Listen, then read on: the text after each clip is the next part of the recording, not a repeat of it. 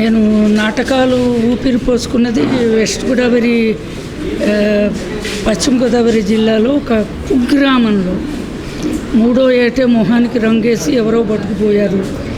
నాన్నగారికి అన్నదమ్ములకి అందరికీ నాటకాలు ఇంట్రెస్టు. మా అన్నగారే సుబ్బిశెట్టి పాత్రలో 1000 ప్రదర్శనలు ఇచ్చారు. నాన్నగారికి వాళ్ళకి ఉన్న ఇంట్రెస్ట్లో నేను విశాఖపట్నం రావటం, ఆంధ్ర యూనివర్సిటీ ఓపెన్ ఎయిర్ థియేటర్లో అడుగుపెట్టడం, 4 ఏళ్ళు చదివి 2 డిప్లొమాలు, diploma in acting, diploma in direction తీసుకున్నాను. అక్కడి నుంచి మరి in view of my education or my visiting other countries, అమెరికాలో చదువుకున్నప్పుడు, జర్మనీలో చదువుకున్నప్పుడు 34 కంట్రీస్కి వెళ్ళిన దాన్ని ఎక్కడికి వెళ్ళినా ఈ ఎగ్జిబిషన్స్, నాటకము, నాటకరంగం, లైబ్రరీలు చూడటం ఒక ఇదిగా నేను పెట్టుకున్నానండి. మరి రోమ్లో కూడా రోమన్ థియేటర్ చూశాను, డోరా స్ట్రాటో థియేటర్ గ్రీక్లో చూశాను.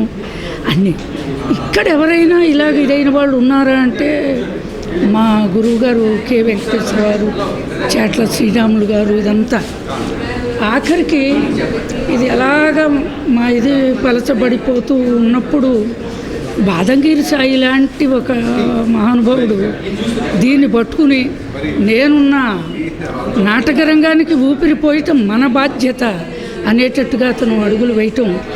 ఇవాళ ఇక్కడికి వచ్చాను. మొట్టమొదట నా కన్ను పడింది పావలా నాటిక స్క్రిప్టు.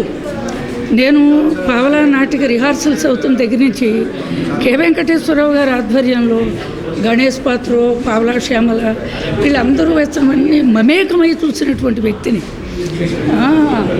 ఎగ్జిబిషన్స్ చూశాను, వెళ్ళాను, నాటకాలు, మొత్తానికి ఈవేళ తరించిపోయాను ఎగ్జిబిషన్ చూసి. ఆయన సత్యబుద్ధు గారు పెట్టినటువంటి కాయిన్స్ చూస్తుంటే ఎంత ఆశ్చర్యంగా ఉందో.